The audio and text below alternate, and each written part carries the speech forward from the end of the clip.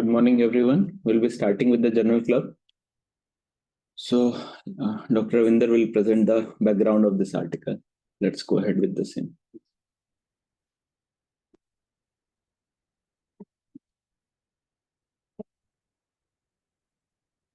So, good morning to the respected teachers and seniors and my colleagues. So today I am presenting the background of the Durvalumab after the chemoradiotherapy in limited stage small cell lung cancer. So the small cell lung cancer is an aggressive cancer that accounts for approximately the 15% of the all lung cancers, and squamous small cell lung cancer is equally prevalent in the both male and the females. A small cell lung cancer is highly related to the tobacco smoking, and smoking prevention or the cessation are the most effective strategy to decrease the clinical impact of the disease. So first I am discussing about the treatment plan of the small cell lung cancer in limited stage. So if the stage is 1 to 2 or the clinically T1 to T2 or N0, then the first plan is the surgical resection. And if R0 resection, then the adjuvant cisplatin or the etoposide 4 cycle is recommended. If the node 2 or the R1 or R2 resection, then the concurrent radiotherapy along with the chemotherapy is recommended, followed by the prophylactic cranial irradiation. And if the stage 1 to stage 3 and the PS 0 to 1, then the concurrent chemotherapy, radiotherapy with etoposide and cisplatin is recommended along with the prophylactic cranial irradiation. And if the PS is more than 2 or equal to 2, then the sequential concurrent chemotherapy, radiotherapy followed by the prophylactic cranial irradiation is recommended. So however, the most of the patients have a disease relapse within the 2 years after the starting of the treatment in case of the small cell lung cancer, and the overall survival at the 5 years ranges from the 29 to the 34%. So in this, there is no advances in the systemic treatment for the limited small cell lung cancer have been made in the past the 3 decades. So first I am discussing about the first line atezolizumab plus the chemotherapy in the extensive stage small cell lung cancer. So this is a double-blind placebo-controlled phase 3 trial to evaluate the atezolizumab plus the carboplatin and etoposide in patients with extensive stage small cell lung cancer who had not previously received any treatment. A total 201 patients were randomly assigned to the atezolizumab group and 202 patients in the placebo group. The 2 primary endpoints were the investigator assessed the progression-free survival and the overall survival. In this study, they used the 4 cycle of the carboplatin with AUC 5 and etoposide 100 mg per meter square on day 1 to day 3 with the atezolizumab 1200 mg on the day 1, each cycle every 3 weekly, or other group along with the placebo. So the median progression-free survival was the 5.2 months in case of the atezolizumab group and the 4.3 months in case of the placebo group. And the median follow of the 13.9 months, the median overall survival was 12.3 months in case of the atezolizumab group and 10.3 months in the placebo group with a hazard ratio 0.7. So the addition of the atezolizumab to the chemotherapy in the first line treatment of the extensive stage small cell lung cancer result is significantly the longer overall survival and progression-free survival than the chemotherapy alone group. Another study is Durvalumab with or without the Tremelimumab plus the platinum etoposide in the first line treatment of the extensive small cell lung cancer, the 3-year overall survival update from the Caspian trial. The Caspian is a randomized open label sponsor blind multi-center global phase 3 study. The total 805 patients with the treatment naive extensive stage small cell lung cancer were randomized in 1:1:1 ratio. In this, the group 1, the Durvalumab plus the etoposide and the platinum group. In this group, patient received the etoposide 100 to 180 to 100 milligram per meter square on day 1 to day 3, and the cisplatin 75 to 80 milligram per meter square on day 1, along with the Durvalumab 1500 milligram, total 4 cycle. In case of the Durvalumab plus Tremelimumab or the etoposide platinum group, the patient received the etoposide along with the cisplatin or carboplatin along with the Tremelimumab 75 milligram and the Durvalumab 1500 milligram for 4 cycle 3 weekly. And in case of the etoposide, patient received the etoposide along with the cisplatin or the carboplatin 3 weekly and the total 6 cycle, followed by a maintenance of the Durvalumab 1500 milligram every 4 weekly. And in case of the etoposide platinum arm, patient received the prophylactic cranial irradiation and the post etoposide platinum at the investigator discrimination. And in this study, the 2 primary endpoints were the overall survival for the Durvalumab plus the etoposide platinum group versus the etoposide and for the Durvalumab plus the Tremelimumab plus the etoposide versus the etoposide platinum group. So this study concluded a median follow-up of the 39.4 months with 86% maturity. Durvalumab plus the etoposide platinum continued to demonstrate the improved overall survival versus the etoposide and platinum group with hazard ratio 0.71 and 95% confidence interval of the 0.60 to the 0.80 with, and the median overall survival was 12.9 months in case of the Durvalumab etoposide platinum group and the Tremelimumab versus the 10.5 months. And the 36-month overall survival rate was 17.6% versus the 5.8%, which is the 3 times more in case of the Durvalumab etoposide platinum and the. So the Durvalumab plus the Tremelimumab plus the etoposide platinum continue to numerically improve the overall survival versus the etoposide alone with hazard ratio 0.1 with a median overall survival was 10.4 months and 36-month overall survival rate was 15.3%. So this study concluded that 3 times more patients were estimated to be alive at the 3 years when treated with the Durvalumab plus etoposide and platinum versus the etoposide alone group. Durvalumab plus the etoposide platinum as the first line standard care of the treatment for the extended stage small cell lung cancer. So in this article, the Adriatic trial, a phase 3 trial evaluating the Durvalumab with or without the Tremelimumab, which is a CTLA4 inhibitor as the adjuvant therapy in patient with limited small cell lung cancer who didn't have disease progression after the chemoradiotherapy group.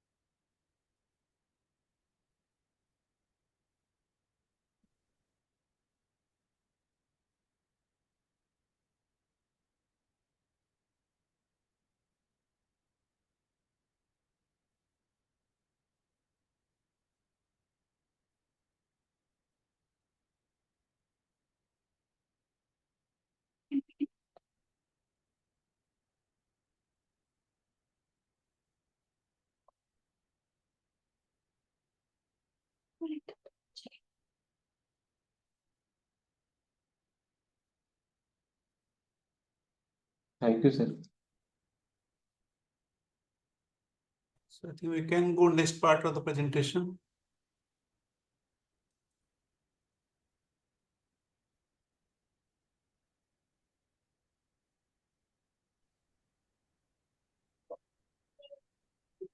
This can Can you be stop shared. sharing? So please stop sharing. So screen can be shared from next presenter.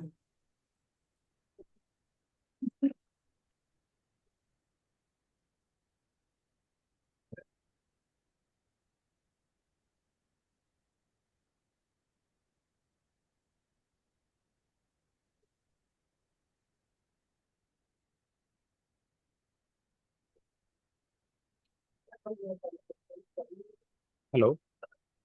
Am I audible? Yes, yes. Please start. Yes, sir. Sir, is my screen visible, sir? Yes, yes, please. So, good morning. Today I'll be talking about the material and methods and the results of the Adriatic trial. So, what was the Adriatic trial? It was a phase 3, still ongoing, multi-center, double-blind, randomized, placebo-controlled trial.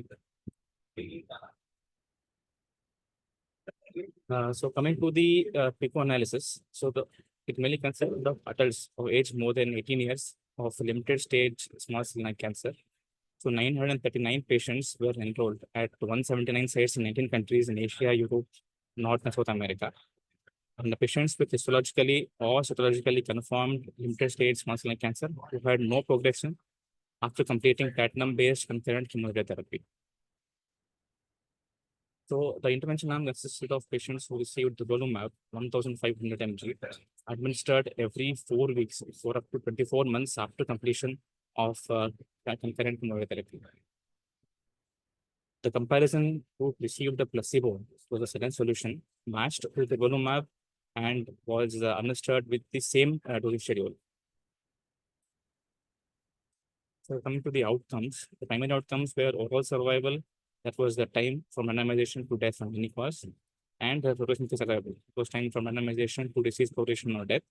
Secondary outcomes consisted of objective response rate, PFS at 18 and 24 months, OS at 24 and 26 months, and adverse events.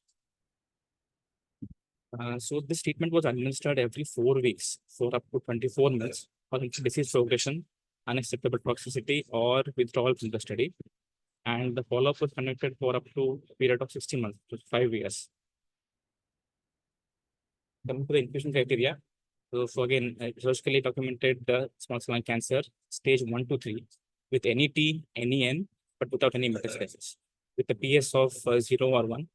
And the patient should have received an appropriate first-line concurrent chemotherapy regimen defined by that must contain platinum and IV etoposide, and the administration must be completed within 1 to 42 days prior to randomization. Also, the patient should have received a total dose of radiation of 60 to 66 gray over 6 weeks for standard once daily radiation schedules, or 45 gray over 3 weeks for hyperfractionated twice daily radiation schedules. The radiotherapy must have commenced no later than the end of cycle 2 of chemotherapy. And most importantly, there should be no progression following concurrent CIT. Inclusion criteria: patient with history of pneumonitis of grade 2 or higher, or with any unresolved toxic effect of grade 2 or higher from previous chemotherapy. Other criteria included uncontrolled illnesses, history of active pulmonary immunodeficiency or active infection, history of any other active pulmonary malignancy, this seat of chemotherapy that exceeded 4 cycles in total, and many others. So such patients, as you can see here, were randomized into 3 groups, 3 arms. One is the Durvalumab arm, the second the placebo arm, and thirdly the Durvalumab and the Tremelimumab arm, in which patient received 1,500 mg of Durvalumab every 4 weekly, along with Tremelimumab 75 mg 4 weekly for 4 doses, followed by 1,500 mg for 4 weekly. This arm, that is the third arm, is still blinded, and the results are still blinded. So today we'll be only discussing the comparison between the Durvalumab and the placebo arm. The dual primary endpoints were PFS and OS, and secondary endpoints included ORR, PFS, and safety. So the whole scheme, 939 patients were enrolled, of which 730 patients were randomized. The ratio 1:1:1 for the first 600 patients, and the rest with 130 were randomized 1:1 to either the Durvalumab arm or the placebo arm. So we had 264 patients in the Durvalumab group and 206 patients assigned to the placebo group. So currently 140 patients are still at the ongoing study at the data cutoff in the Durvalumab arm, and 111 patients are still ongoing study at the data cutoff in the placebo arm. Coming to the baseline patient demographics and disease characteristics, the median age in both groups were 62 years, and the male to female ratio in both groups was approximately 2:1. Nearly half of the population were of the Asian race in both arms. And coming to other certification criteria, the patients were also certified according to TNM stage 1, 2, or 3. And comparison was also done with certification factors, including the prior chemotherapy regimen received, whether it's cisplatin etoposide or carboplatin etoposide, and the number of chemotherapy cycles, and the fractionation, also the dosing. Similarly, the best response to prior CRT was also taken as a certification factor with the complete response, partial response, and stable disease, and also the time from the end of the prior CCRT to randomization. Also, few patients who were allowed PCI or not, that was also compared. Coming to the results. So the overall survival showed that the median OS in the Durvalumab arm was 55.9 months, with a confidence interval of 37.3, and the upper limit is still not reached. and compared to the median OS in the placebo arm of 33.4 months. So overall, there was a 27% reduction in the risk of death in the Durvalumab arm. The secondary endpoints included the OS at 24 and 36 months. So comparison at 24 months of the OS showed that nearly 68% of the population in the Durvalumab arm compared to 58.5% in the study in the placebo arm. Similarly, at 36 months, 56.5% in the Durvalumab arm compared to 47.6% in the placebo arm. Coming to the subgroup analysis of the overall survival. So Durvalumab was found to be significantly better in few subgroups, such as in the male sex, in WHO performance index of 0, in patients with current or former history of smoking, in stage 3, he was receiving chemotherapy with carboplatin and etoposide, and once daily radiotherapy schedule.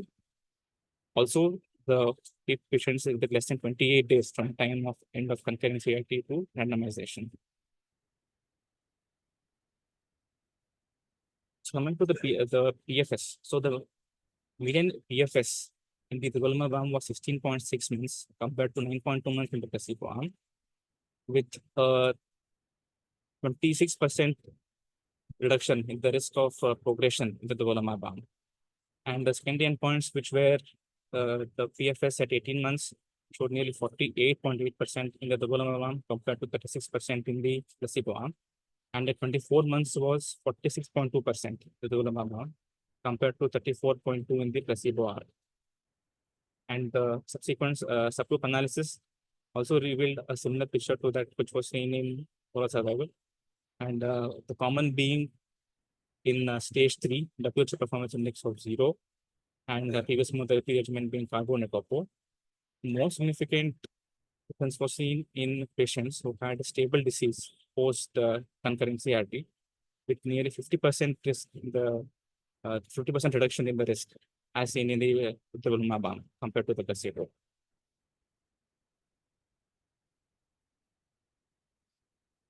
So come to the adverse effects, 176 adverse events were seen in the Durvalumab group of any grade compared to 129 in the placebo group. So if we compare the grade 3 and the grade 4 toxicities, so 23 patients had them in the Durvalumab arm and only 16 in the placebo arm. And there were 2 deaths which were reported in the Durvalumab and none in the placebo arm.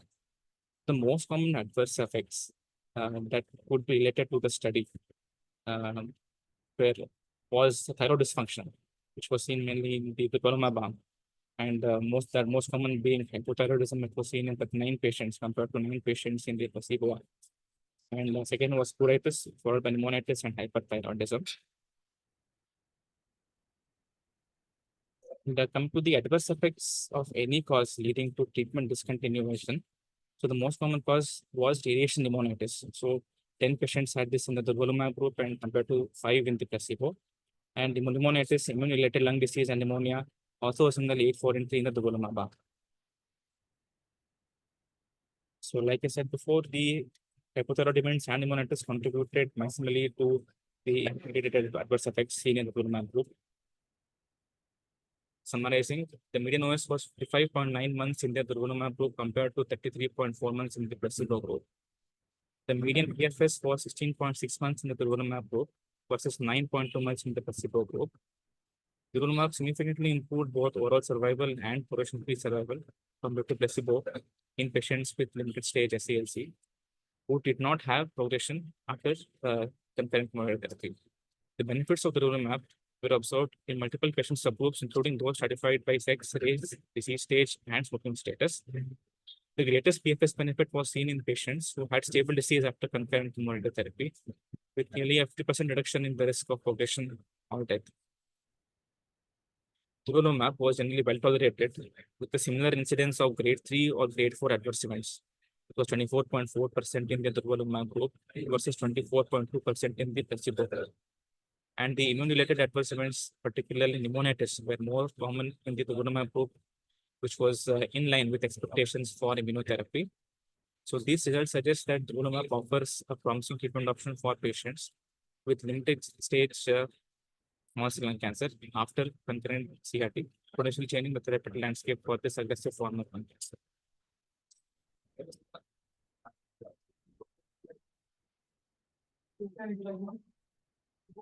Thank you, Chirant. Let's move to the discussion part.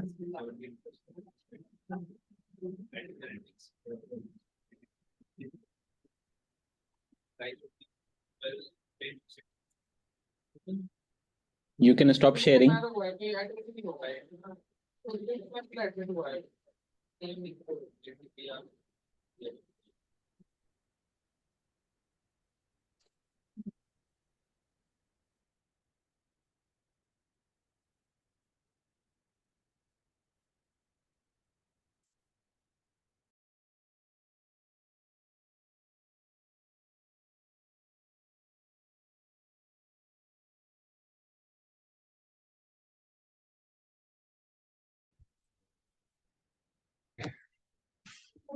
Am I audible, sir?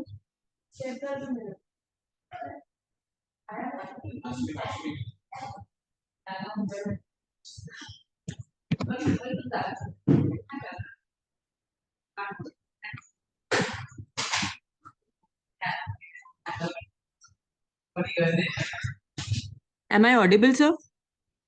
You are audible and your screen is visible. Please start. So I'll be presenting the discussion of the Adriatic trial, that is Durvalumab after chemoradiotherapy in limited stage small cell lung cancer setting.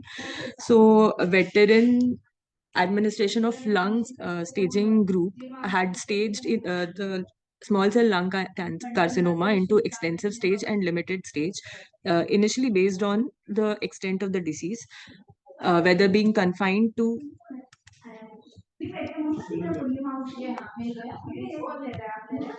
the limited stage small cell lung carcinoma is the one which is confined to one hemithorax with no extrathoracic metastasis except for the ipsilateral supraclavicular lymph node, if it could be covered in the same radiotherapy port. And the primary tumor and regional lymph nodes can be adequately encompassed within the one radiation port, and it should be corroborating with AGCC stage 1 to 3B, that is NET, NEN, and M0. Whereas the extensive stage is the small cell lung carcinoma, which cannot be encompassed in one RT port, that is everything other than the limited stage, which is included in the extensive stage, corresponding to the AGCC stage 4, that is NET, NEN, M1, ABC, including those with pericardial effusion, ipsilateral pleural effusions, contralateral hilar or supraclavicular lymph nodes, along with the hematogenous metastasis. So there is a the staging has gotten significance because it has implications in the median survival. The limited stage has a median survival of 20 to 30 months, whereas if the extended stage small cell carcinoma has a median survival of 12 months, whereas the 2-year OS and 5-year OS is dismally low in cases of extended stage small cell lung carcinoma. The treatment outcomes in limited stage small cell lung carcinoma still remain poor because the median PFS is 10.2 to 15.4 months, and the median OS remains 25 to 32.1 months. And the rates of thoracic recurrence at 4 years is as high as 3%, and CNS recurrence is as high as 20% at the end of 4 years. As we've already discussed, in the standard of care in stage 2-3 lung carcinoma with node negative disease is primarily surgery followed by adjuvant cisplatin and etoposide. If node negative and R0 resection is achieved, and in case the node is positive and R1, R2 resection is achieved, then we will consolidate it with concurrent CTRT. On the other hand, stage 1 to 3, that is T1 to T4 and 0 to N3 disease, which is not amenable to surgery, with a good PS will be considered for concurrent CTRT, and the one with poorer PS would be considered for sequential CTRT. If there is no progression, then we will consider them for prophylactic cranial irradiation to prevent the CNS relapses. Now we have looked at the consolidation immunotherapy in the setting for these patients. NCCN guidelines, as my colleagues have already discussed. So what was what was then done to improve the PFS in the situation that was uh, considering chemoradiation to in the setting of limited stage small cell lung carcinoma.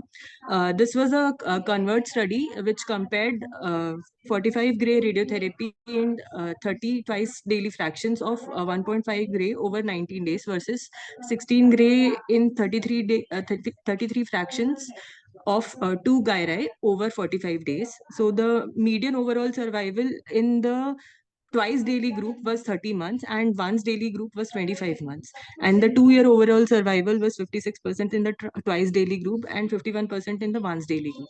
So the concurrent chemoradiotherapy either with single fraction high dose or dual fraction BD dosing of low dose radiotherapy along with concurrent chemotherapy could only provide a median OS of 30 to 25 to 30 months. So the role of immunotherapy came because small cell lung carcinoma is known to have high tumor mutational burden of amongst most of the cancers, which is 7.37 mutations per millibase pair.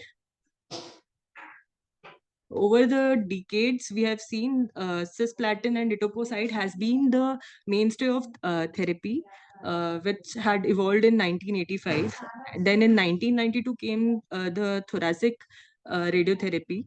Carboplatin plus etoposide was tried in 1999 along with thoracic radiotherapy based on intergroup 96 study, which showed superiority of the BD to QID dosing. And in 1999 only came the PCI. In 2002,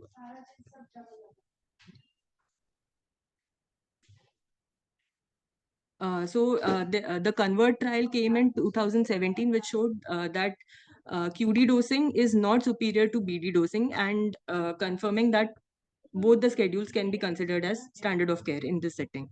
But there have been no novel systemic treatments in limited stage small cell lung carcinoma in many years, and the clinical trials investigating the role of immunotherapy are ongoing. So the rationale for Adriatic trial came from the Pacific trial, which was a trial evaluating Durvalumab after chemoradiotherapy in stage 3 non-small cell lung carcinoma.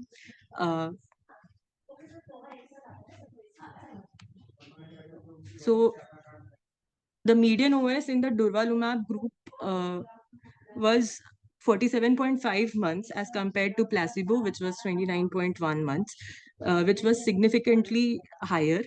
And the OS at 60 months was 42.9 months as compared to 33.4 months in the Durvalumab group, which showed significant OS benefit. Also in the PFS the median PFS was 17.2 months in the Durvalumab group and in the 5.6 months in the placebo group, which showed a significant median PFS benefit. And this set the ground for looking for Durvalumab's efficacy in the same setting in the limited stage small cell lung carcinoma. So this was another trial looking at Durvalumab for stage 3 EGFR mutated non-squamous cell lung carcinoma after definitive chemoradiotherapy. The median PFS amongst patients who completed CRT and Durvalumab versus CRT without Durvalumab was 10.3 months and 22.8 months respectively. And this was a negative trial basically, and median PFS amongst those patients who completed CRT alone versus CRT and Durvalumab was 6.9 months versus 10.3 months respectively.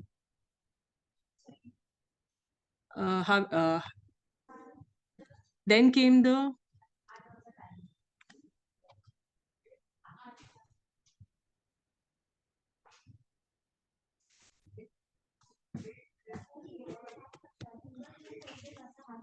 Then came the Sahitya, be quick. You are taking too much time for changing slide and starting. This is not acceptable. Be quick. Yes, sir. Then came the Caspian trial, which showed the efficacy of Durvalumab plus platinum etoposide versus platinum etoposide in the first line treatment of extensive stage small cell carcinoma lung, which was a open label phase 3 trial. The median OS of Durvalumab plus EP in this setting was 12.9 months as compared to EP alone, which was 10.5 months. So this established the statistically significant and clinically meaningful OS benefit in ES-SCLC in the Caspian trial, which had established this as the standard of care.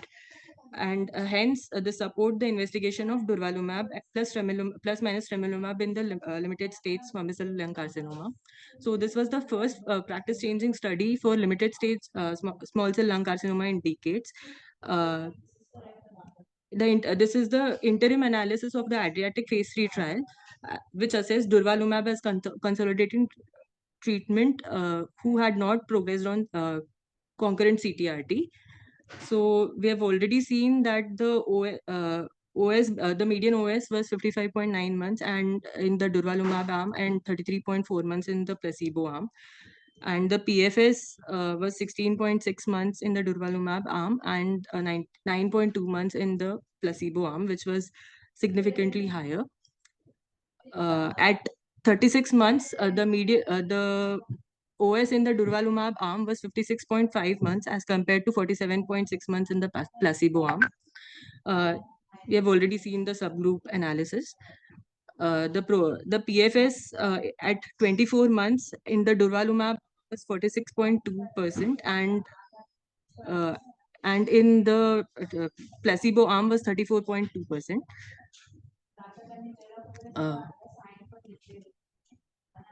And the grade 3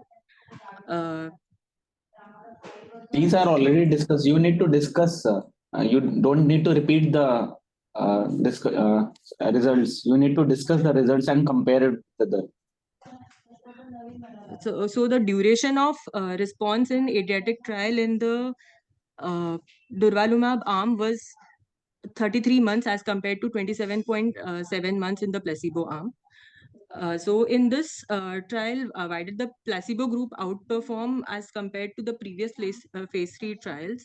As the 3-year OS in this placebo arms was 47.6% and in the median OS, then the median OS was 33.4 months. The reasons could be the inclusion of patients who did not have PD after CRT, exclusion of those with grade 2 or above toxicity, randomization in the other studies such as Convert that we had already seen was before the starting of RT and improvement of RT techniques. Coming to the SWOT analysis, this trial showed astounding results with 2-year improvement in the median OS, and it has established Durvalumab as the standard of care for maintenance in adjuvant setting in limited stage squamous cell carcinoma, and the grade 3-4 toxicities were comparable to the previous trials.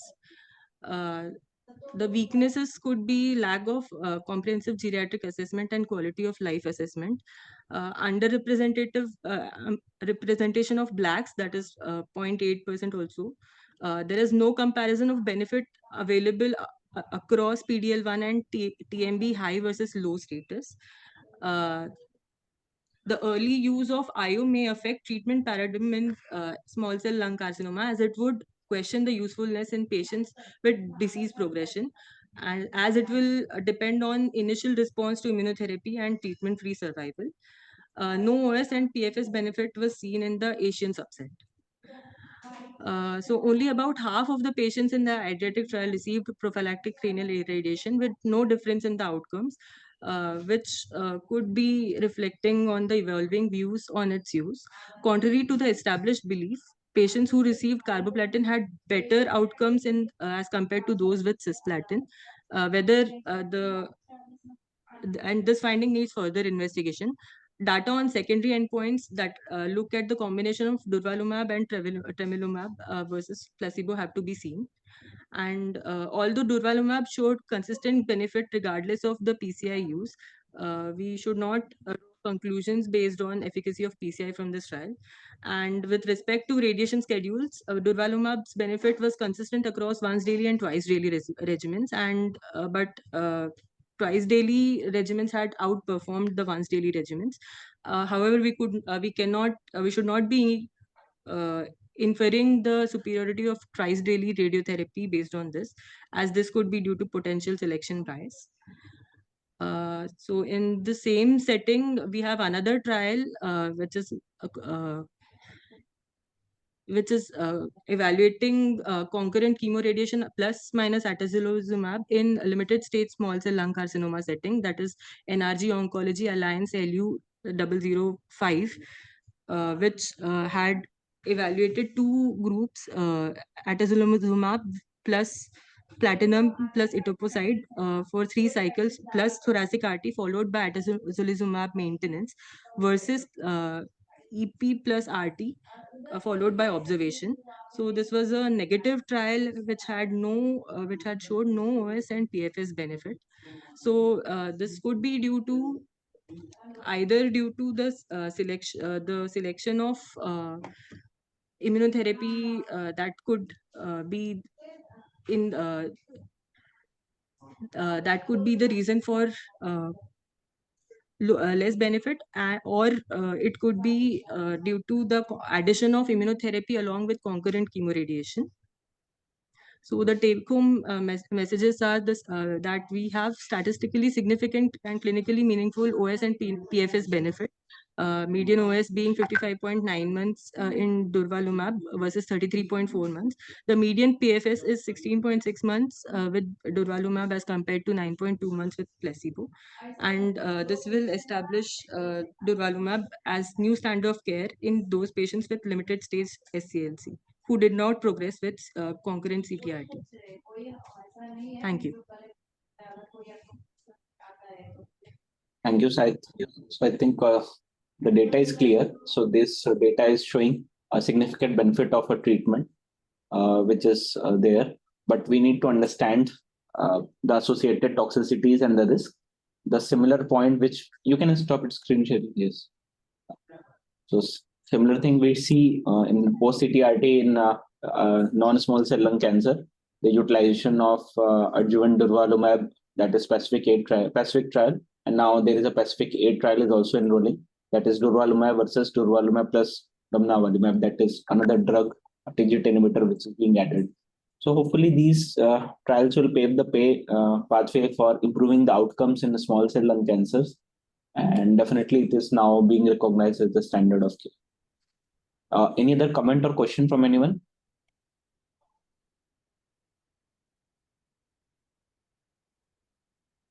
If none, it will request Vicky Mishra sir to give comment. So I think it is a good advancement in the SCLC. At least those patients who can afford, or we can offer this agent, although we need to see the toxicity, as you mentioned, like especially thyroid toxicity, hypothyroidism, things we need to manage toxicity, and at the same time we are getting good survivals. So I think we can explore this in all patients who can afford this agent. yes. Okay, thank you. We'll end now. Thank you.